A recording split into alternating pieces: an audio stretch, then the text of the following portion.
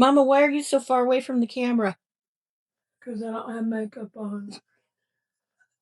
Yes. I want to look like I'm not 98. You're not 98. I'll be 97. You mean 88? 88, whatever. Feels like 98 sometimes. I hope I make it to 100 with my brain. You will, no doubt. What you making today? In just a moment, we'll find out what Mama's making today. But first... Hey y'all, from Spindle Mountain Mercantile, I am Heather. Welcome to my YouTube channel. My sweet husband is making an appearance today, so it's going to be a great video. So let's get started right away with Mama's first project. I saw this. I don't know who I'm copying, but she made a riser. She has a toilet paper roll as a base. I'm using Gorilla Brand glue. We buy it at Harbor Freight, but you can buy it on Amazon also. We'll leave a link for that. Anything that you buy on Amazon using Heather's information, she gets a small courtesy, but you don't have to pay more for what you're buying. And she took the clothespins apart, but you have that even with the bottom, and you use this little rubber band to hold them up, and it works.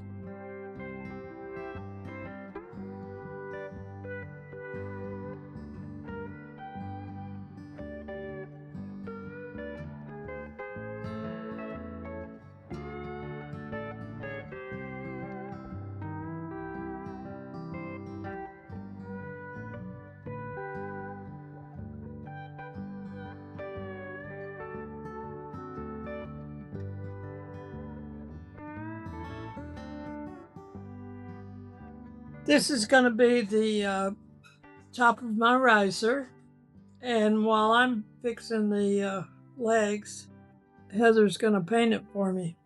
Instead of editing down the conversations Mama and I have behind the scenes, I thought I would leave some of them in here today so you could hear what it sounds like around this place in real life. What color you want? I think I'd like to have it white. White, or you want like a pearly white or a creamy white or creamy white? All right, so crinoline again. My favorite. Crinoline is perfect. Yes. We do like crinoline. Now, if I had brought my glue gun, I have a glue gun. Well, I wouldn't have to have a rubber band. I just put these on, but I go this far now. I think telling it's a good thing because now you've thought of a different way to show people how to do it. And then it's a good thing. One of the things I have learned while YouTubing with my mama is that she's not as deaf as I thought she was. It's just that a lot of times we're talking and I guess apparently I walk out of the room. Sorry about that, Mama. Now, isn't that amazing? All toilet paper tubes are not even. Because on the first one I put 7, and this is 7. No, that's 6. I'm sorry. I think 7, but it's still not going to fill it out. You know what I'm saying?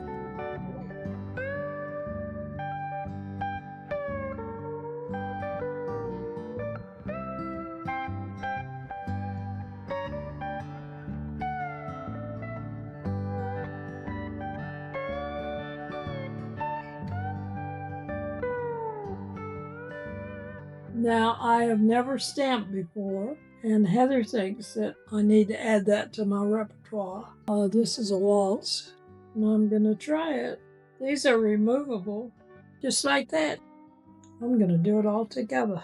Mama is using one of Iron Orchid Designs ink pads filled with their black decor ink. They're all on our website. We're out of black ink, but I ordered it today. Keep a lookout for it. Did you get the ink all the way out to the sides? I don't know. I tried. I did all the way across. You want to hold it still while you're doing that. Well, you hold it. Okay. And I'll do this. Okay. You like my cute little rolling pin, ain't it sweet? I found this little rolling pin when we lived on the boat, and I'm pretty sure I found it at Family Dollar. All right, let's see what this looks like. Pull it straight up.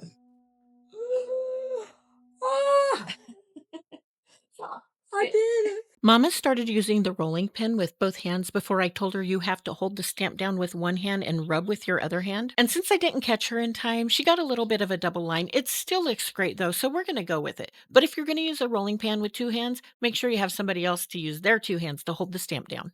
I can't show you how Mama cut these because she used a razor blade and was not safe, and I don't want y'all to learn Mama's bad habits. To make these tabs safely, simply use scissors to cut about 8 to 10 evenly spaced cuts from the end of the paper roll to the tops of the clothespins. Then fold those tabs out flat. And here is the wooden topper that we're using.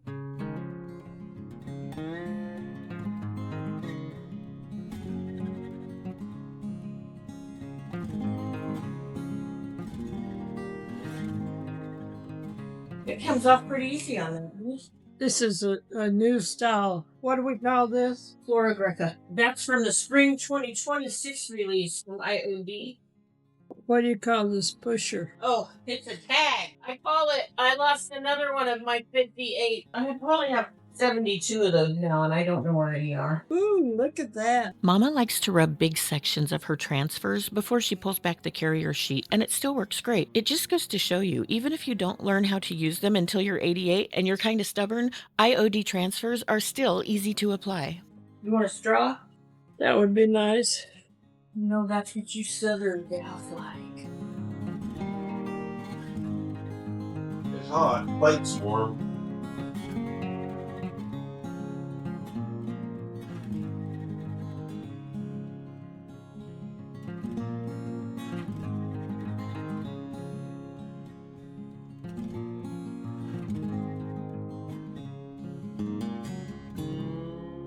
Oh, look at that. Flora is in the exact perfect place to go with that sheet music. The way I planned it. Isn't that beautiful? Now I'm taking a break for my lunch. Sweet husband made me this lunch. It's a burrito casserole. Got sweet taters and regular taters, hamburger. That's right. This is delicious, Kelly. Oh, glad. I'm using Debbie's Design Diary liquid patina in dark and decrepit. Now, I don't know if you're supposed to wipe this off after you do a little bit or if you do it all and then wipe it off. We'll soon find out, won't we? I don't have anything to wipe with. Oh, well, let me get you something. All right. And I use a dry towel to wipe it off. I think it's beautiful. It really is. It looks like a big old spindle, don't it? Mama is using Gorilla brand wood glue because it's cardboard, which is wood, and we're putting it on a piece of wood. So there you go. Next, I put a paintbrush down and measured equal distance all the way around the circle in about 4 different places. And I put a circle down, and then around it, well, I drew a circle. So now we have an equal distance to know where to place all of the legs. I'll put one right here and one right here. Okay. And one right here. All right, here you go. Have at it, cowgirl. I forgot to say earlier, we did seal this with a clear spray. We tried dyeing this antique white lace with some strong coffee and it just didn't work, so we poured a little bit of liquid patina dark and decrepit into the mix and left it all night. It turned out perfect. The next day, I glued it on with a hot glue gun. Now, when Mama saw this, she didn't like how big these legs were with that little top, so we're going to redo it in a different video and put those chunky legs under a chunky piece of wood and do something different with the top. But for right now, I still think it's darling. Don't y'all?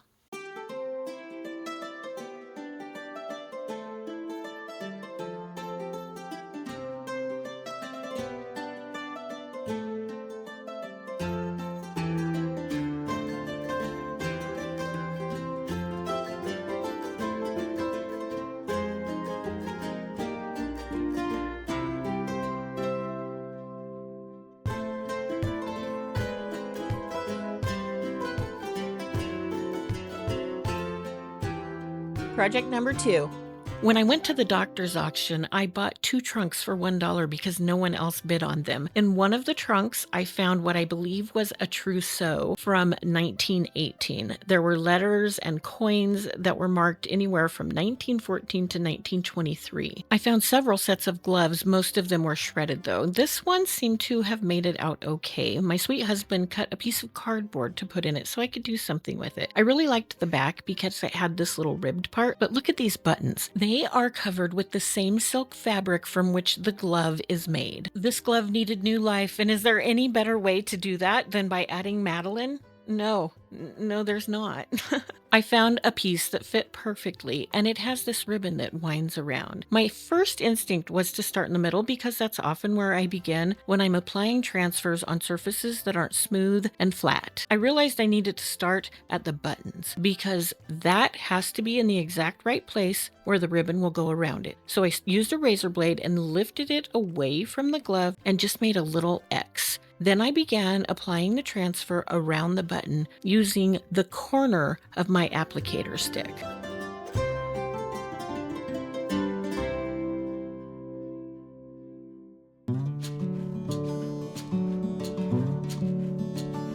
After the transfer was applied around that first button, I continued rubbing the transfer onto the glove all the way down to the end of the transfer closest to the knuckles.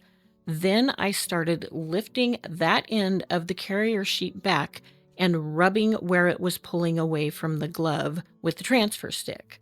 I was very surprised at how easily the transfer adhered to the glove. It went on, well, as smooth as silk.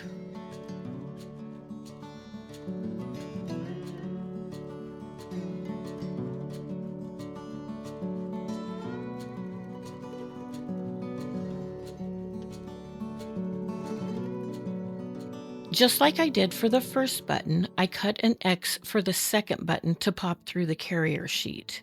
Then I continued using my applicator stick to make sure the transfer was adhered between the 2 buttons.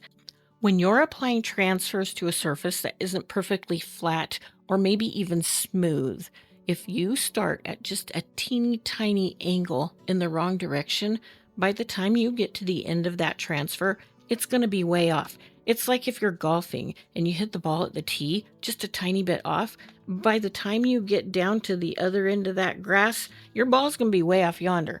I'm not a golfer, but my uncles Jeff and Kevin are, and both of them taught me that lesson as it related to life. I think it applies here too. Once I got past that second button, I continued applying the transfer just like I do on any other surface. And from there on, it was smooth sailing.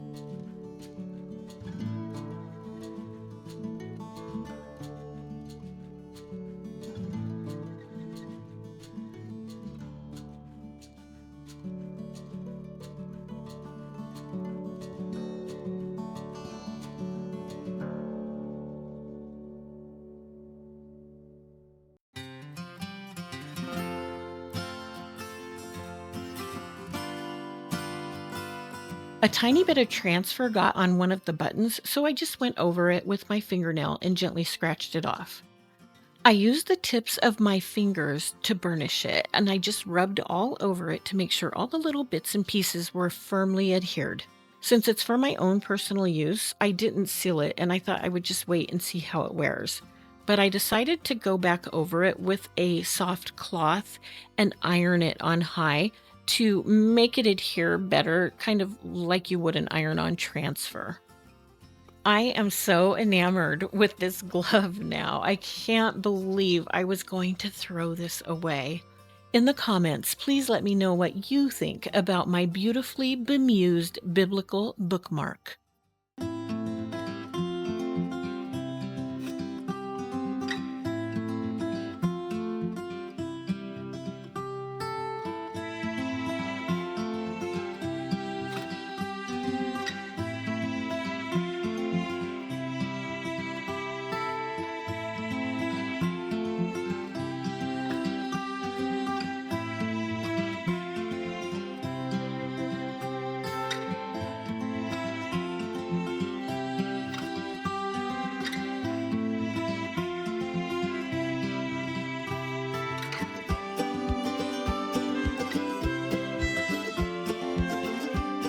Project number 3. I found this table in the trash. It has a cool patina. It needs to be sealed because that could be lead-based. Here's the lid. Lid, top, tomato, tomato. It has drop release sides. Do you think it's salvageable? To tighten these up, I have to take these nuts off. Trying to get this off, the nut was rusted on, so it pulled the whole bolt out. So now I have to loosen these up. The way I do that is using a small pipe wrench, and once I get them off, I'll spray this down after I brush it off. With what? I'll brush it off with a wire brush to get the rust off, or the bulk of the rust. What do you spray it with? Afterwards, I'll probably spray it with some lubricant, some PB Blaster or something. Why not WD-40? Because they do two different things. Oh, okay. You don't have to explain it all, I just wondered. Yep, that was a yawn. I guess I was tired that day. Now I'm going to take a wire brush. You can buy these wire brushes at Harbor Freight. They're handy, and you can use them to get the rust off. See it working there. You do it closer. Oh, yeah. I happen to have an 8-inch bench grinder that I got used, and I'll just clean this up real quick.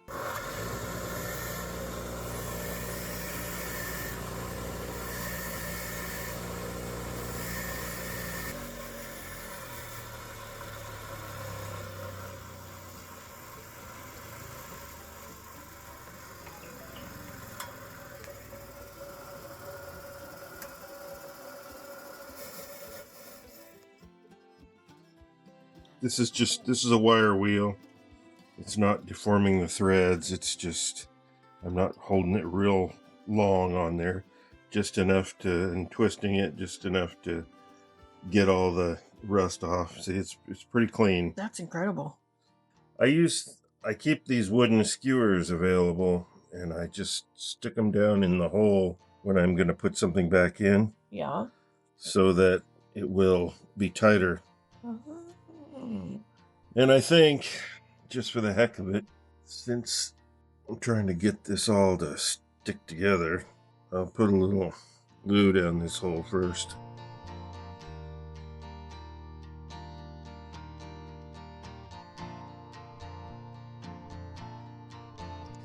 The glue will harden and just hold it in a little better. You can also use toothpicks for this. Yes, you can always use a toothpick. Now, turn this. This has a part right there. Just get my pipe wrench on it and turn it. And it's going to go right in. Follow that old hole. How do you know when it's in there all the way? Glue starts coming out? No. Well, let's see. I can pretty much tell because... Oh, where the color was before. I see. So I'm pretty close there. So you're just gonna tighten that up there with a washer and a nut, or what? I think I'm gonna tighten this until there. Now it feels tighter. Okay. I promise he wasn't being boring. I was just sleepy. Do you use just a nut, or do you use a nut and a washer? It has a washer.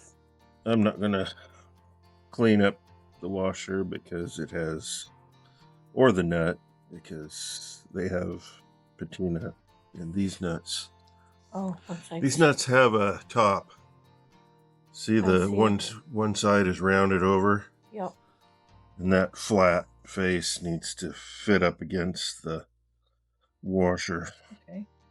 We aren't taking it all apart because we aren't completely refinishing it. We're just... Why not? I'm not really sure. I was going to put glue in here, but it would be quite messy. And some of these are always going to have gaps. So how are you going to And get I it realized that once I get this squared and nailed together a little better, when I put the top on it and secure it, it should keep it square. Okie dokie. That'll be the brace. Do you need me to hold anything? So, well, I'm just going to get in here with this pin and hopefully reseat these nails.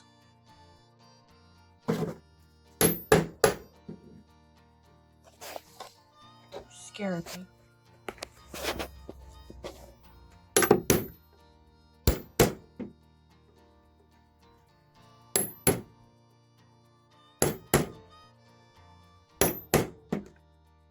These nails, toenail ends. I'm not sure what happened to my audio here, but he's trying to explain that instead of making the nails go in straight into that one piece of wood, you want them to go up and down. I think my audio editing app is having a hard time differentiating between the hammering, us talking, and Rhodey the rooster crowing. That little tool he's using is called a nail punch. You put it in the head of the nail, and you can push it down or hit it down as far as you want, and it will go either level with the, and look at his finger. You see this? Yeah. He scares me. You can tell he doesn't always hit the nail right on the head. Anyway, when he gets down lower, he'll use the nail driver, and it just saves your wood from getting marred up. And mostly, it saves fingers so that when people reach up under the table to move it or something, they're not going to catch their finger on the head of a nail. He continued doing this all the way around the table with all 4 legs. When it was all sturdy, he came in for dinner and started working on it again the next morning. I got carried away because everything started going together so easily. It took me hours yesterday to find enough screws of the right length, and I've got piles and piles of screws, but so I've got all different kinds to attach this down. And this was a little bit raised up on one side, but I forgot to call Heather and tell her I was working on this so that she could film it. Yeah, I already took the bolts out and put them back into the legs, so I fit them through, put the nut back on them, and just tighten them down, and they all fit right. Now I'm ready to flip it over. Oh, I did put more screws in here. Oh yeah, This didn't have screws in either of these, so that one was hanging. Okay, let's show him what it looks like. Oh, and he took his air compressor and just really sprayed it with a lot of pressure and cleaned it that way. We're not going to do a lot of cleaning on it. We're going to wipe it down, and then we're going to seal it because it has a lot of paint that's chipped. And you can leave chipped paint on an item as long as you seal it so it won't come off. I forgot to say that that's for lead paint. well, I put a little brush cleaner on that. It comes in a big jug.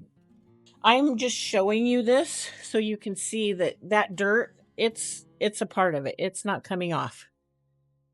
We turned the table over and he squealed. This is after he just lightly sanded it. When you sand old paint like that, there's going to be big chunks of paint that come off, but that's okay because we love this look. He used to not like this look at all, and I was okay with it, but now we both are like, wow, that's amazing. So I'm just showing you here again that the dirt is not coming off. He's using a little sanding block. He doesn't want to go to town too much, but look at this. Look at that crackle. Isn't that amazing? When I took this into my booth on dealer workday, the other vendors just gathered around and gazed upon it in awe. It's that phenomenal.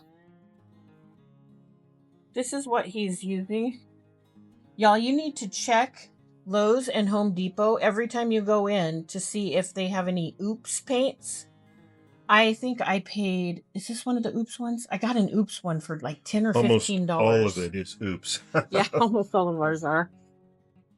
Honey, before we get into this, I think you need to explain why you use a wheelchair.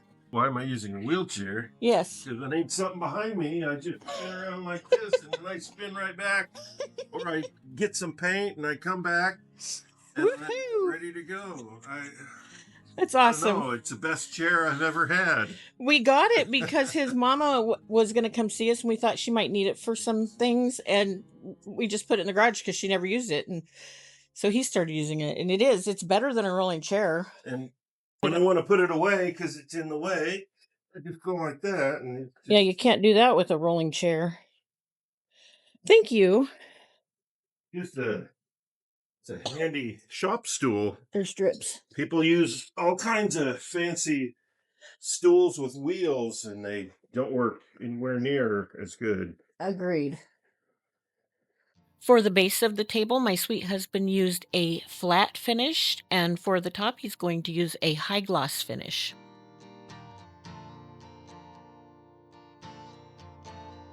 He did sand off some of the dirt that was just really like, the lines that went back and forth, but it still has that lovely crackle. Zach said, "Wow, this table is crooked." And I said, "It's a garage floor. The floor is crooked. Can you move that a little bit that way?" It's a nice size table, and it makes into a nice size smaller table. So how we discovered that you just have to cover up chipped paint if it might be lead is when we had our house inspected. Our house was built in like 43 or something like that, 39 and 43, I think. We were talking to the inspector, and I said, I still have to scrape all the paint off of that door because it's lead. And he said, no, you don't. You can just, he said, is it sealed? And I said, well, I could seal it. And he said, yep, that's all you have to do. So it might be different in your state. I would just make sure and find out first. I'm sure you can Google your state on the internet. But for South Carolina, covering up lead paint with sealer is what they consider safe. And I consider it safe. I would eat off of this table. I mean, I'd still have a plate and placemats, but I wouldn't lick the table. That's just me. He let the first coat dry overnight and added a second coat, then used a smaller brush just to fill in where he felt like it was a little thin. Y'all, I didn't even think about taking after pictures of this, so the only pictures I have are from my shop, but you can still tell how amazing it is, and I put $125 on this cute little table.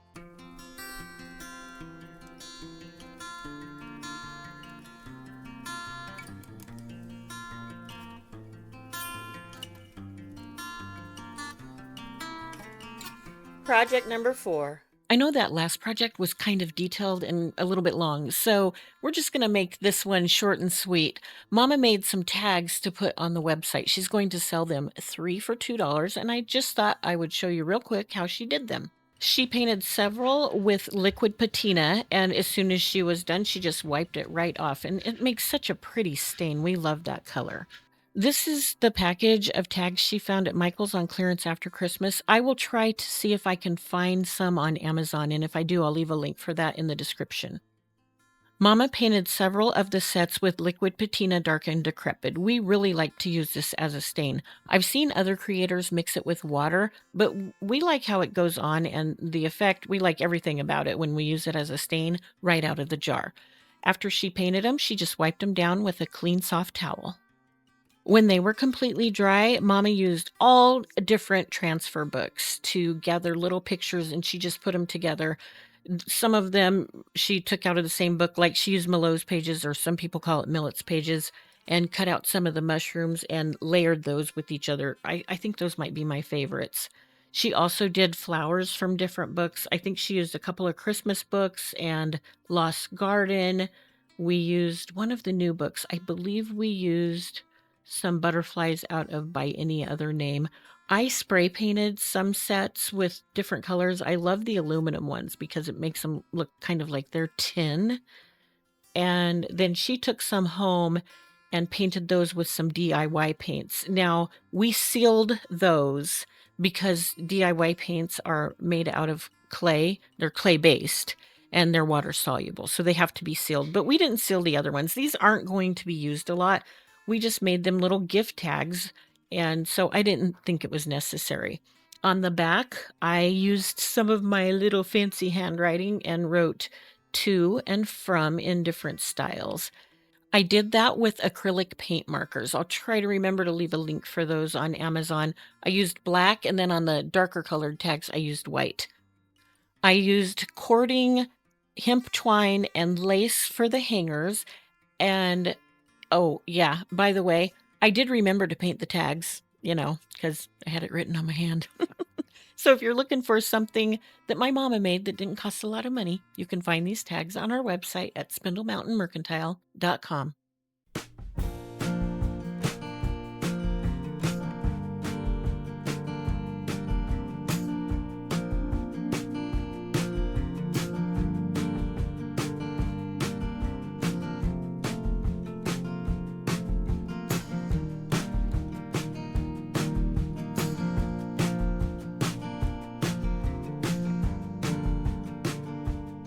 Did I mention it's my birthday? Look at this cake my mama and AJ got me. They know me so well. I spent time with my family today and worked on the sidewalk sale for my booth and came home and edited this video. So I did all the things I love to do today. Well, most of them. I hope y'all enjoyed this video as much as we did making it, and we hope that these projects inspire you to make something wonderful for yourselves. If you did like the video, we hope you'll give it a thumbs up and maybe share it with some of your social media. That's the best way to help our channel grow. And we want to help other people who maybe don't do things perfect to feel like it's okay to keep trying to do them anyway. Until you see us again next time, we hope you have a wonderful week. And as always, we hope you are blessed. Bye.